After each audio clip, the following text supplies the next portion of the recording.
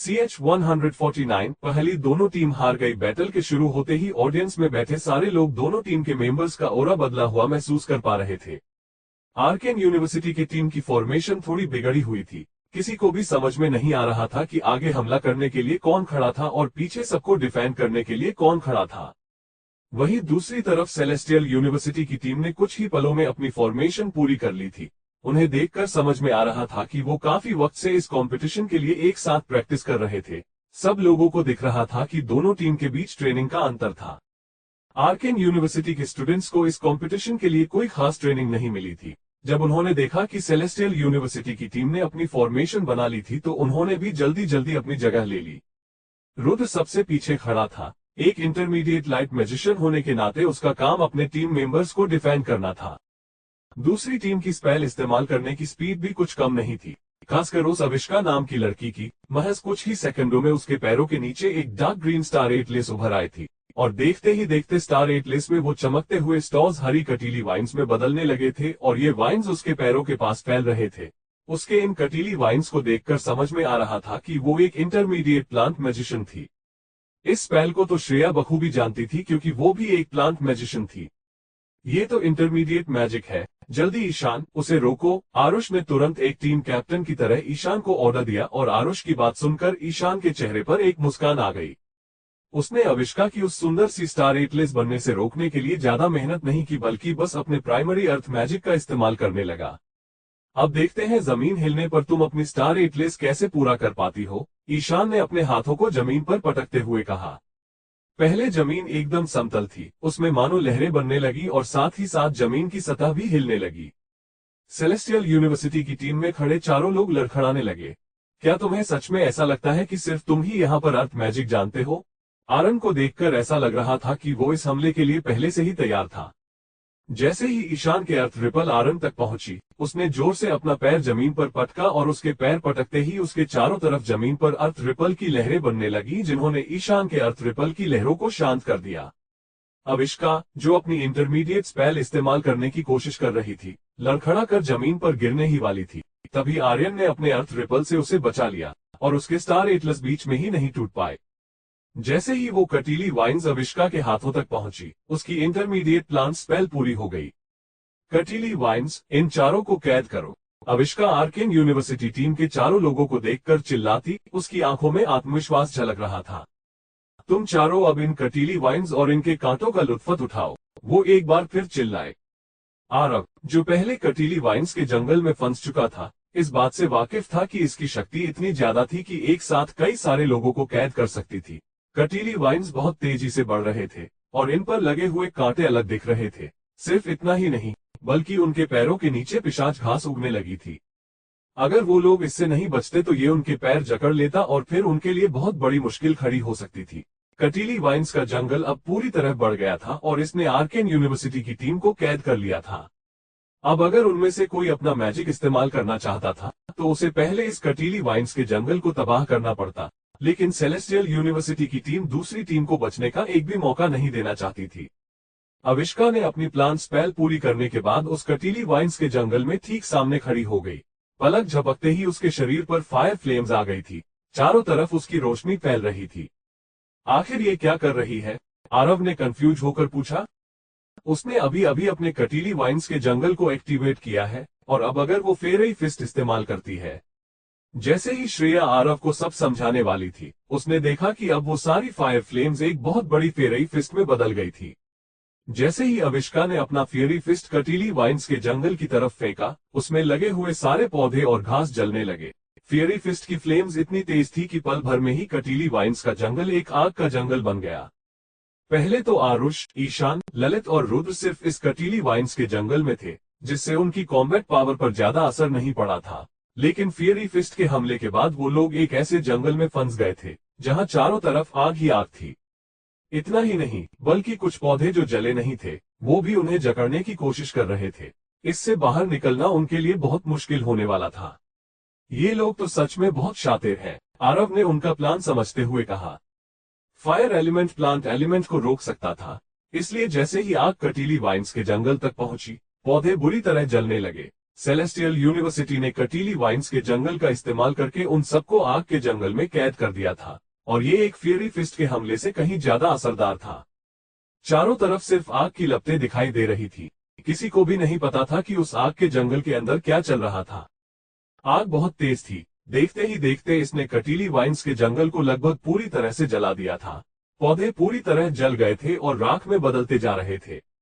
कुछ देर बाद जब फियरी फिस्ट की फ्लेम्स शांत हुई तो लोगों ने देखा कि उस जले हुए जंगल के बीच कुछ था। जब उन्होंने इसे ध्यान से देखा तो उन्हें समझ आया कि ये एक स्टोन शेल था जो एक छोटे से एरिया को ढके हुए था। ये तो इंटरमीडिएट अर्थ मैजिक है, रॉक ब्लॉक, ऑडियंस में से कोई चिल्लाया। आर्केन यूनिवर्सिटी की टीम यहाँ बिना किसी तैयारी के नहीं आई थी।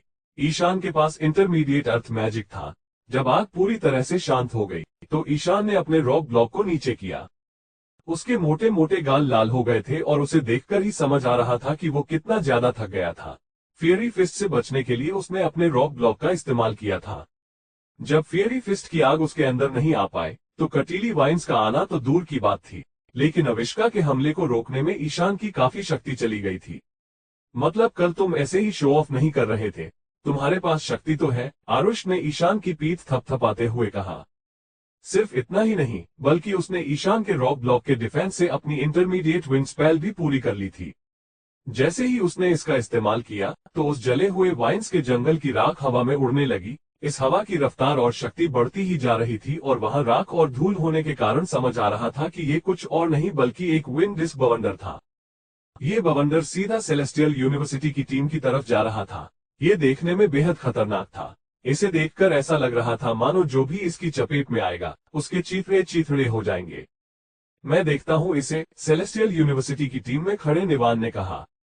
ये कहते ही उसके कपड़े हवा से फड़फड़ाने लगे और उसके पैरों के नीचे एक स्टार एटलस बनने लगी।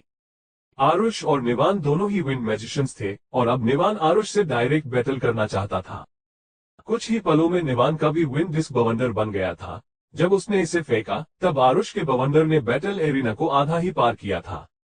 ये दोनों बवंडर एक दूसरे से अलग अलग दिशाओं में घूम रहे थे और जैसे ही एक दूसरे से टकराए वहां मौजूद सभी लोग शांत हो गए।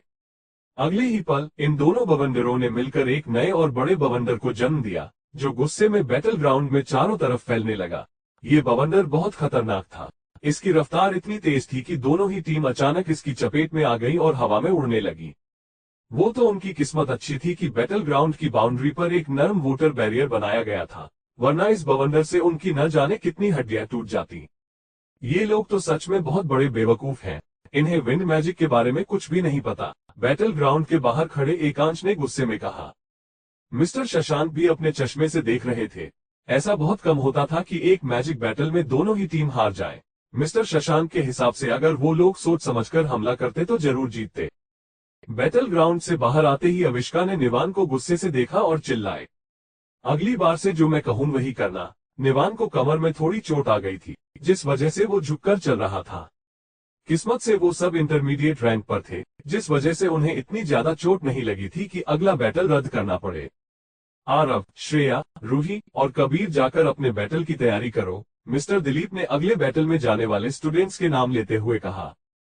पहला बैटल काफी देर तक चला था और जैसा कि आरव ने सोचा था वो लोग हार गए थे। खैर, ये बात अलग थी कि दूसरी टीम भी हार गई थी, लेकिन देखा जाए तो दोनों ही टीम एक दूसरे से कम नहीं थी। अपने अपने एलिमेंट्स का इस्तेमाल करने में दोनों ही टीम एक्सपर्ट थी। बस जब एक टीम में काम करने की बारी आती थी तो आर्केन यूनिवर्सिटी सेलेस्टियल यूनिवर्सिटी से थोड़ी पीछे रह जाती थी। पहला बैटल शुरू होते ही मिस्टर दिलीप इस बात को समझ गए थे और इसलिए जब उन्होंने दूसरे बैटल के लिए टीम का चुनाव किया था तब वो परेशान थे। उन्हें ये डर था कि टीम वर्क न होने के कारण कहीं वो अगला राउंड भी न हार जाए। सर, आप परेशान मत होइए, हम उन्हें जरूर हराएंगे, रूही ने कहा। ठीक है, संभल कर हमला करना और अपना ख्याल भी रखना। तुम वहां खड़े खड़े क्या कर रहे थे? तुम्हारा दिमाग कहाँ था? तुम अपने सोल शेडो से उस फियरी फिस्ट का हमला करने वाली लड़की को रोक भी तो सकते थे, आरुष ने ललित को चिल्लाते हुए कहा। आरुष की बात सुनकर ललित दंग रह गया था। बैटल ग्राउंड से बाहर आते ही उसने आरुष को ताना मारते हुए कहा, कहीं तुम ये तो नहीं कहना चाह रहे हो कि हम हारे? इसमें मेरी गलती है। ये सुनकर आरुष फ्रस्ट्रेट होकर ग्रुप के पास लौट गया। ललित को भी गुस्सा आया था। वैसे तो वो आरुष से कुछ नहीं बोलता था, लेकिन आज तो आरुष ने हद ही पार कर दी थी। वो पूरी टीम की हार का ठीकरा ललित के सिर पर फोड़ रहा था, और वैसे भी ललित ये सोचता था कि आरुष के पास कोई खास टैलेंट ही नहीं था। ईशान तो आरुष से भी बदतर था। आर्यन ने बैटल के बाद उसे थोड़ा चिढ़ा क्या दिया। वो तो फिर से बैटल ग्राउंड में उससे लड़ने के लिए जाने वाला था। उसका चेहरा गुस्से से लाल हो गया था। कोई बात नहीं, अब तुम लोग साइड में जाकर थोड़ा आराम करो, मिस्टर दिलीप ने हारी हुई टीम के लोगों से कहा। सर, मुझे अगले राउंड में भी जाने दीजिए। मैंने उन लोगों को अभी अपनी पूरी शक्ति नहीं दिखाई है और मैं उनकी गलतफहमी दूर करना चाहता हूं कि वो लोग हमसे ज्यादा शक्तिशाली हैं, आरुष ने वापस आते ही मिस्टर दिलीप से कहा। आरुष पिछले बैटल से बिल्कुल भी खुश नहीं था। उसे ललित पर बहुत गुस्सा आया था, जिसने उस लड़की को रोकने के लिए अपने शेडो एलिमेंट का इस्तेमाल तक नहीं किया था। अगले राउंड के लिए टीम पहले ही चुनी जा चुकी है। उसमें है आरव, श्रेया, कबीर और रूही, मिस्टर दिलीप ने कहा। आप उस आरव की जगह मुझे जाने दीजिए। मैं पक्का इस राउंड को जीत कर ही आऊंगा। सर, कहीं आपको पहले से ही तो ऐसा नहीं लगता कि हम दोनों राउंड हारने वाले हैं? आरुष का मूड बहुत खराब था और ये उसकी बातों से साफ समझ में आ रहा था। लेकिन मिस्टर दिलीप ने पहले आरव की तरफ देखा और फिर आरुष की तरफ, जो अगले बैटल के लिए एकदम तैयार दिख रहा था। पिछले बैटल से ये तो साफ हो गया था कि टीम के चारों मेंबर्स में आरुष सबसे ज्यादा शक्तिशाली था। लेकिन आखिर एक हार तो हार थी, इसलिए मिस्टर दिलीप के पास आरव को बैटल में न जाने देने की कोई वजह नहीं थी। मिस्टर दिलीप, ये तो साफ है कि पिछले राउंड में जो टीम गई थी, उनके बीच में टीमिंग बिल्कुल भी नहीं थी और सेलेस्टियल यूनिवर्सिटी की टीम पूरी तैयारी के साथ आई थी। इसके अलावा हमारे और उनके स्टूडेंट्स में शक्ति के मामले में कोई अंतर नहीं है। लेकिन जब टीम वर्क की बात आती है तो सेलेस्टियल यूनिवर्सिटी के सारे स्टूडेंट्स हमारे स्टूडेंट्स से कहीं ज्यादा बेहतर हैं। कबीर भी एक समरन है और आरव भी, इसलिए मुझे नहीं लगता कि बैटल में दोनों उतने काम आएंगे, मिस सुजाता ने कहा। सेलेस्टियल यूनिवर्सिटी में मिस्टर दिलीप और प्रोफेसर दिवाकर के आने से पहले ही मिस सुजाता वहां आ गई थी। वो दोनों यूनिवर्सिटी के बीच एक मीडिएटर थी। आरव सुबह बैटल में नहीं आया था, इसलिए उसे नहीं पता था कि एक और टीचर भी उनके साथ आई थी। ये टीचर आरुष की साइड ले रही थी। मिस्टर दिलीप आरुष को फिर से भेजने में थोड़ा झिझक रहे थे, लेकिन मिस सुजाता ने अब अपना काम कर दिया था। मिस्टर दिलीप को भी लगता था कि मिस सुजाता की बात सही थी। वो ये नहीं कह रही थी कि समनिंग एलिमेंट कमजोर था, लेकिन अगर टीम में 2 समरन मैजिशियंस होते तो टीम जरूर हारती। कबीर, क्या तुम सच में ऐसा करना चाहते हो? मिस्टर दिलीप ने चौंक कर पूछा।